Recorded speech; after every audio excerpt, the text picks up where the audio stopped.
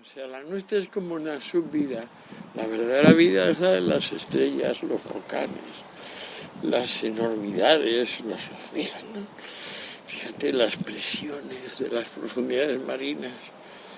Yo me fío mucho de que pueda, para la repoblación y revitalización del planeta, digamos, la rehabilitación salutífera de la que habla Richard Attenborough, el fondo de los océanos, porque cuando no está muy al fondo, basta con el estiércol que dan el comerse a sí mismo sin morirse de los grandes mamíferos y de los peces más pequeños. Eso es estiércol. Es igual que el estiércol de los animales terrestres, pero se deposita en el fondo de los océanos y de ahí, pues claro, emerge el krill y todas estas pequeñas especies de las cuales van surgiendo las mayores. Claro. Entonces el estiércol marino viene muy bien, pero en las zonas donde ya llegan las profundidades, están las cimas, más allá de 7 kilómetros, 8, 9, a los 200 metros se acaba la luz. Pero ahora que ya lo conocemos un poco más, sobre todo gracias a Cameron, que bajó a la cima del Titanic, ahí nos hemos dado cuenta que hay mucha vida también. Total. Pero ya está diferente. Y muy diferente, sí. Eso ya, digamos, son extremos, son extremófilos. Yo digo que podemos hacerlo de revitalizar el planeta en la línea Attenborough, no en la línea tontorrona esta de los militantes del cambio climático, sino gente que de verdad estudió y estudia el tema y claro, encuentra soluciones concretas a problemas concretos, no en general, sino aquí, allá y acullá. Pues entonces, como no todos son cimas y tampoco todos son aguas un poco profundas, donde el estiércol, digamos, se regenera mucho más fácil, pues seguro que ahí conseguimos en zonas intermedias producir regeneración de vida en el fondo de los mares, porque, claro, yo no sé, son 6/7 partes del planeta, son océanos. Claro. Dándonos cuenta de que el agua es inmortal, totalmente inmortal, que no hay manera, simplemente uno de sus 3 estados, pero que tú no acabas con ella, o sea, metes un chorro en el centro del sol, si tienes suficiente presión lo atraviesas de un lado al otro, y en el otro lado sale vapor, pero pronto se recupera si hay suficiente cantidad y se puede montar una galaxia de líquido, de agua líquida, una galaxia, digo. Lo que hace falta, claro, es que sea suficientemente grande y lleve por la presión una temperatura que la permita mantenerse líquida, porque si no, claro, o la tenemos en forma de vapor o la tenemos en forma de hielo. La ventaja del agua, que es el Dios nuestro de cada día, el que nos lava, el que nos nutre, ese líquido incoloro, inodoro, insípido. El 80% del cuerpo. Date cuenta que no es solo eso, que es que por decantación todo se cae. Es decir, por muy asquerosas, negras que sean las aguas, 3 pases, y las tienes para beber. O sea, hay que esperar a que se decante uno, coges ese agua, se decanta otra vez, y ya el tercer recipiente es agua limpia. De modo que son problemas imaginarios. Se va a acabar el agua, pero imbécil, si lo único eterno que hay en el planeta es el agua, idiota. Otras cosas se pueden acabar, pero el agua no se va a acabar nunca. Claro, no, pues sí. No hay manera de evitar que el océano se caliente, que al calentarse se vaya de vapor, que haya nubes y que las nubes ya no echen sodio, porque lo que se ha subido no tiene sal. Claro, y entonces ya está limpia. Claro. Sí, es así, es verdad, es verdad. Sí. Lo que hay que hacer es recogerla de una forma sensata, usarla de una forma sensata, y ver de revertir tantas desertizaciones como hay. Aunque probablemente eso es inevitable. La desertización de partes, o sea, sabemos que hace 15.000 años había un mar donde ahora el Sáhara eran manglares, aquello está lleno de fósiles marinos, Y yo creo que ha debido ser un leve cambio del viento, a su vez producido por eso que llamaba Einstein la precesión de los perihelios, que cambia un poquitín el eje de la Tierra, la inclinación. Entonces eso cambió el viento y lo que había en el Sáhara ahora lo hay en el Amazonas. Claro. Por la erosión de mar, dice que antiguamente, por eso dice que tiene esa forma, Montserrat dice que aún se encuentran caracolas arriba de la montaña, que a lo mejor no sé cuántos millones y millones de años había mar allí, o a lo mejor claro. sabía... En cuanto bajen las temperaturas, de repente en vez de estar el agua en el aire, se convierte en hielo, y entonces cubre de hielo el planeta entero. Estoy seguro que el planeta está cubierto en 9/10 partes de hielo. ¿No? Vino luego, me parece. Es que ha habido muchas glaciaciones. Claro, sí. Eso está, yo creo, bien estudiado, lo de los estratos de la Tierra. Se deja estudiar, si eres atento, paciente. Yo creo que de eso deben saber bastante, ojalá los biólogos. Yo no he tenido tiempo de investigar ahí, no me atrevo a decir ni fu ni fa. Pero Antonio, me gusta mucho esto que has dicho ahora, porque al final lo de esto del agua, de aprovechar las cosas del fondo del mar, sí, que al final vamos un poco al mito imagínate que acabemos en el mito de Atlantis, creando ciudades debajo del agua, no por estas cosas que tú dices, ¿no? Que al final aprovechar un poco también terrenos, claro, un poquito más metiéndose al mar, hacer o lo que enormes bóvedas. Bueno, enormes bóvedas no? Y ahí empezar a cultivar. Ahí está, ahí hacer granjas. Puede ser, puede llegar y vivir un poco, un poco debajo del agua, ¿no? Nada. Claro, lo que sí tenemos que tener en cuenta es que el sol se apaga. Sí, eso sí. Claro. Lo que pasa es que son unas dimensiones temporales que por ahora nos podemos reír un poco. Claro. Porque si la humanidad tiene, digamos, como mucho 5.000 años, la humanidad como humanidad civilizada, pues entonces pues los 500.000 o 2 millones de años son dimensiones así, que puede tardar el Sol en convertirse en una enana roja, no en un gigante rojo, y luego en una enana blanca. Pues bueno, ya tenemos tiempo por delante para, puede llegar a calcular, por ejemplo, ¿no? para crear soles nosotros, o mejor dicho, para convertirnos nosotros en una forma superior de la vida, es decir, en una forma que no sea metabólica, que no tenga que meter dentro el fuera y sacar fuera el dentro, y que sea vida contemplativa, lo que Aristóteles llamaba quinto elemento, inteligencia pura. Yo lo veo posible. Lo veo posible. Gracias al descubrimiento, digamos, de cosas que van a la velocidad de la luz, como la energía eléctrica y la magnética. Eso, por ahí tenemos una palanca que puede mover el cosmos.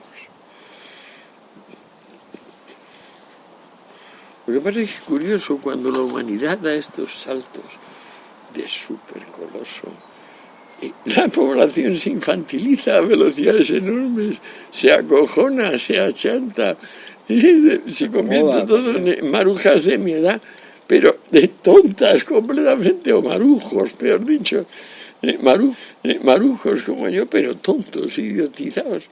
Unos porque les han dado demasiada anestesia en algunas de las 50 operaciones que han tenido, y otros porque... al cambio, algo, a perder un poco lo que ellos tienen ya anteriormente, ¿no? A lo mejor puede ser así, ¿no? No, bueno, no está mal. La humanidad siempre ha sido, como otros animales, una forma gregaria de vida. Y del gregarismo hemos sacado inmensas ventajas, como por ejemplo las hormigas, como por ejemplo las abejas, las termitas. Hemos sacado inmensas ventajas de la cooperación, que en sus formas superiores, aunque hay tontos que no lo entienden, se llama competencia. Cuando la cooperación se eleva al máximo, se llama competencia. Así es como realmente se coopera. Pero de eso hemos sacado frutos enormes. Pero también hemos sacado frutos de respetar la individualidad. Durante mucho tiempo el individuo no ha existido. Yo insisto en mi último libro, en Los hitos, que el primer individuo claramente identificado como tal y consciente de serlo es Sócrates. y es el que, claro, por una parte es el orgullo de su ciudad, el hombre que el oráculo de Delfos dice, el más sabio, pero por otra parte tiene una lengua y una capacidad de crítica que le hace insoportable, de modo que nos vamos a quedar con Sócrates, pero primero le vamos a obligar a beber veneno. Y el otro, más chulo que un 8, va a decir, encantado de beber el veneno. Le van a dar chances para que no ser culpable o para escaparse, y va a seguir RQR. No, sois vosotros los que tenéis que decirme que soy inocente, si no yo aquí me quedo y me dejo morir. Y eso fue una lección inolvidable. Entonces, mantener el gregarismo, que nos conviene, y al mismo tiempo defender como si fuera nuestro último bastión a la persona singular soberana. Esa es la forma, digamos, de fertilizar al ser humano sobre la tierra. La forma quizá de conseguir que superemos nuestro estado actual, digamos, psicosomático, que perdamos esto de la naturaleza de 2 piernas, 2 brazos, cabeza, tal, y acabemos siendo, pues, esos semidioses para los cuales fuimos engendrados de alguna manera. Por eso nos bajamos de los árboles y empezamos a mirar desapasionadamente, y en vez de estar mirando todo su ombliguito particular. Yo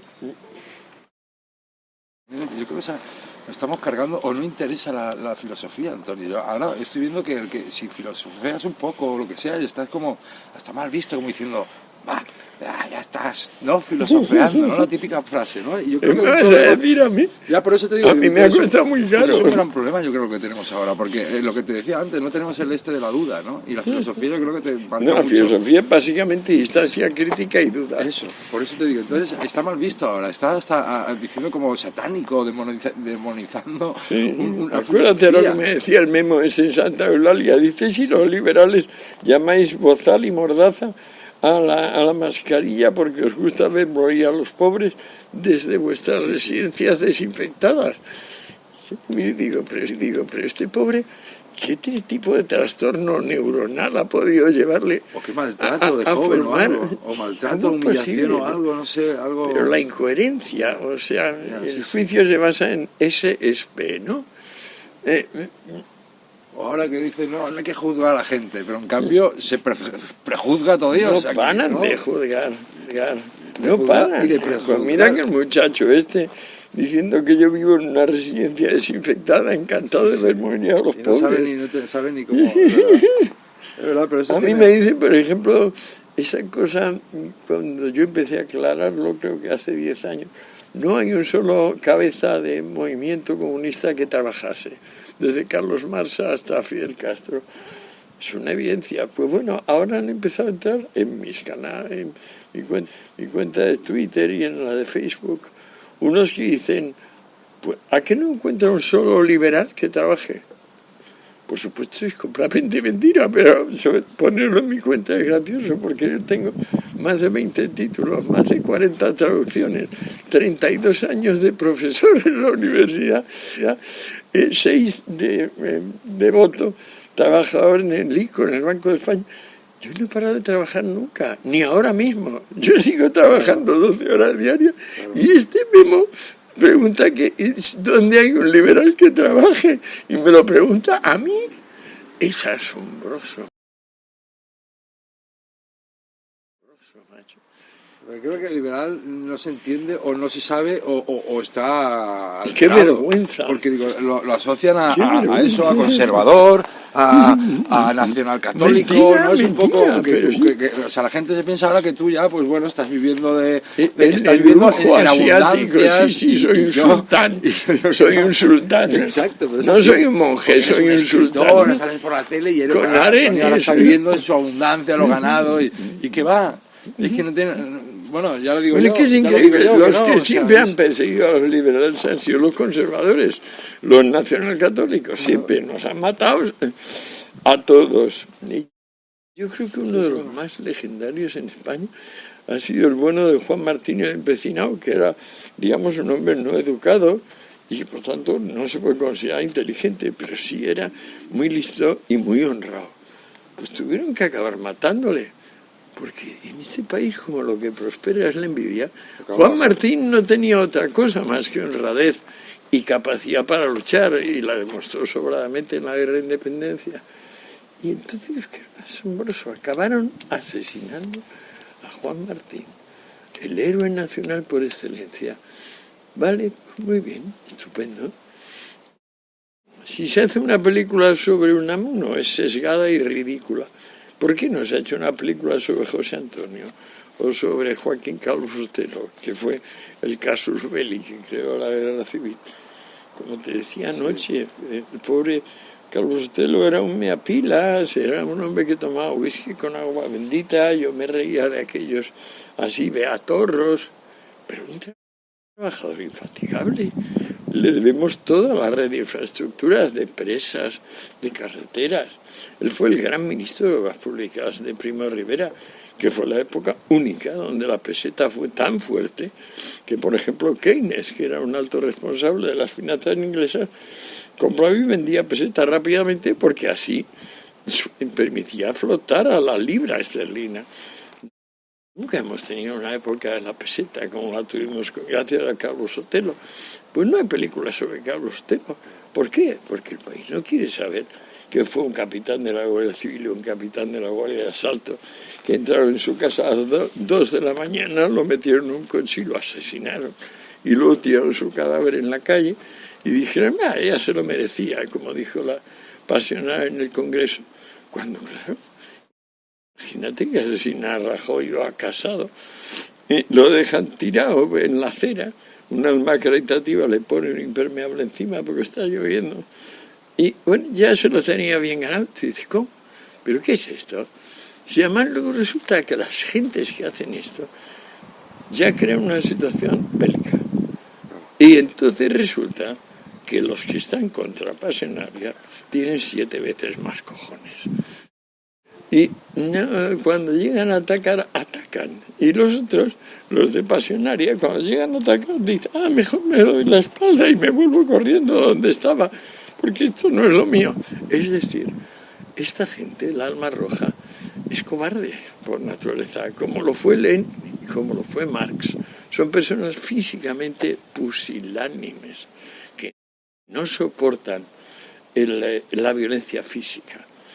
Al mismo tiempo tampoco soportan tener a su alrededor nadie que no les obedezca, porque son déspotas desde que nacieron. No soportan la libertad, en el fondo. No, sobre todo la ajena. Sí, por eso... para ellos libertad es mandar. Por eso el liberal, ¿no? Que critica tanto a un liberal... El liberal es el que ama que el vecino sea libre y está dispuesto a dar la vida para que el vecino sea libre, confiando sin duda en que el vecino haga lo mismo por él. Pero te venden lo contrario, te venden que el liberal es un tío que hace todo lo posible para conseguir su objetivo, cueste lo que cueste, ¿no? Con la libertad de si tengo que chafar pero a uno, como no tiene ningún fundamento, como no tiene ningún fundamento para afirmarlo, la frase se queda en frase, y entonces aparezco yo o un equivalente mío, y vamos a hablar de su frase. Su sujeto dice, ni para atrás. De mi frase la dije y ahora me largo y tú te quedas hablando solo. Claro, pues esto es lo que yo digo, Antonio, estas cosas no se hablan y ya no se ven en ningún lado y entonces claro es complacencia. Como todo es transitorio. Ahora se nos llevará la chingada y tendremos un retroceso tremendo y volverá el hambre y la necesidad y crecerán las enfermedades si nos tomamos en serio tonterías como esto del COVID. Pero mucho. No se puede jugar con la economía. La idiotez esa de Marx de hemos sido esclavos de la economía, ahora la economía será nuestra esclava. Eso quiere decir yo soy tonto del culo y no he entendido nada, no he entendido que 2 y 2 son 4, no he entendido que la noche sucede al día. La economía es lo que te da la libertad, ¿no? Pero sí que la economía, claro, no es una a priori. El a priori es la vida humana y la intemperie de la naturaleza. Ese es el a priori. La economía viene de que si te organizas bien, si eres económico, sobrevives e incluso triunfas, mejoras, prosperas. Si no eres económico y pretendes dominar la economía como si fuera tu esclavo, entonces lo que consigues es morirte de hambre a toda velocidad e imponer un régimen tiránico donde todos son órdenes. No hay orden autoproducido, todo es heteroproducido, todo es autoritarismo externo. Menuda miseria. Productivo, creo, esa parte. Date cuenta de la diferencia que hay entre ley, que es coactiva, y ética y moral, que viene de dentro. O sea, la ley te exige hacer ciertas cosas porque antes la ética y la moral no han evitado que las hicieras. Si la ética y la moral están en su sitio, nunca llega a haber el acto injusto que la ley se ve obligada a castigar. El derecho viene luego. Pero claro, hasta que existió la persona singular soberana, hasta que fue reconocido el individuo en las sociedades del pasado, hasta que llegó concretamente Sócrates y luego Jesús, pues claro, resulta que no. O sea, los grupos eran grupos, dentro de los grupos había castas, las personas no eran personas, sino miembros de la casta. Ya al nacer sabías qué debías hacer o qué no debías hacer. Era un mundo completamente regimentado. Ahora, con márgenes de libertad lo bastante amplios como determina la pervivencia de individuos libres, de liberales, porque esos son los individuos libres, los liberales, pues entonces lo que se puede producir a mi juicio son retrocesos, como el que padecemos ahora mismo. Yo creo que la razón de que se haya globalizado esta estupidez del COVID es que todos los conservadores atribuyen muchos votos a lo políticamente correcto y hacer cualquier cosa políticamente incorrecta les quitará votos. Creo que se equivocan.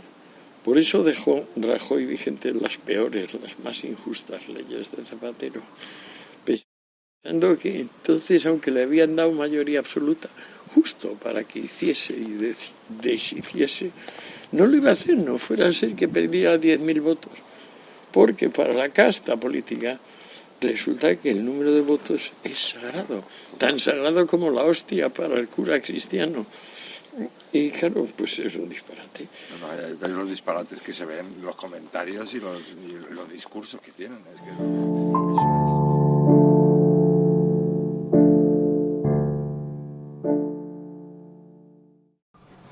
Fíjate qué bonita color coge el anillo al sol. ¿Sí? ¿Te das cuenta? Sí, me encanta eso del anillo. Sí. Y desde aquí se le ve todas las transparencias, digamos, los jardincitos que le han ido saliendo de golpes a lo largo de 100 años de portarlo en la mano. Primero mi madre y luego yo. Este no se va a acabar, este anillo. Yo estuve en Bahía y ya no hay piedras de estas, que me parece que se llaman turmalina no sé qué o amatista no sé qué. Y compré lo más parecido que había, 2 piedras de este tamaño, que me las hizo el propio joyero Stern, que debe ser el mejor joyero del mundo por imaginación y por existencia. Y que claro, te lo ves en los mejores aeropuertos del mundo, te ves una joyería Stern y no hay nada que valga menos de 3.000 euros, por supuesto. Y muchas cosas que valen muchísimo más, pero todas son hermosísimas, sencillas, originales, tienen un diseño brillante, Stern. Y yo creo que ahora deben estar en la generación del abuelo. El abuelo, yo creo que debía ser judío, huyendo de los nazis de alguna manera, fundó la primera joyería en Bahía. Y en Bahía es donde estaban estas vetas únicas de turmalina y de amatista, y también muchísima agua marina, que es una piedra preciosa. El agua marina preciosa puede dar lugar a unas joyas tan bonitas, porque es un azul divino, es un azul claro, maravilloso. Mamá tenía un maravilloso collar, ¿no? ¿Cómo se llama esto? Pulsera de aguamarinas grandes, engastadas en oro, pero con unas finas cables de oro también hecho por Stern. Y qué desastre, entraron a robar en nuestra casa de San José. Mi madre había muerto, yo me las había traído aquí conscientemente, se las regalé a mi mujer, a Mónica, y las dejó en un cajón de la mesilla. Imagínate que para un ladrón abre un cajón de la mesilla y se encontró eso y otras dos pulseras de mi madre, maravillosas también, con otros objetos, digamos, no con aguamarinas, con otras joyas. Pero se perdieron las tres y digo, maldito sea ese hijo de puta, ¿qué habrá hecho el ladrón de esto? Se lo habrá vendido a un perista. El perista habrá fundido las piezas para encontrarse oro por un lado y las piezas de oro por el otro, temiendo que las joyas sean reconocibles por la policía o no. ¿Qué habrá pasado? Pues sinceramente creo que alguna señora porta ahora mismo esos tres collares, esos tres brazaletes, pues, pulseras de mi madre, me cago en su padre. Aprovecho para cagar a su padre, aunque no tenga ella la culpa, claro, ha debido llegarle a través de 5 mediaciones. El Caco aprovechó la bondad de aquí, de que se dejaban las puertas abiertas, ¿no? Que es lo bonito. Claro. Yo cuando llegué aquí eso me gustó mucho, ¿no? ¿Cómo la sigo teniendo? Exacto, porque es como tiene que ser, ¿no? Creo yo. Pues sobre todo porque no estás y viene Exacto. Alguien a verte y está cómodo, entra y cómodamente te puede dejar una nota en la mesa. Con tal de no tratar trileros, ladrones, gente de mal vivir, pues eso está solucionado.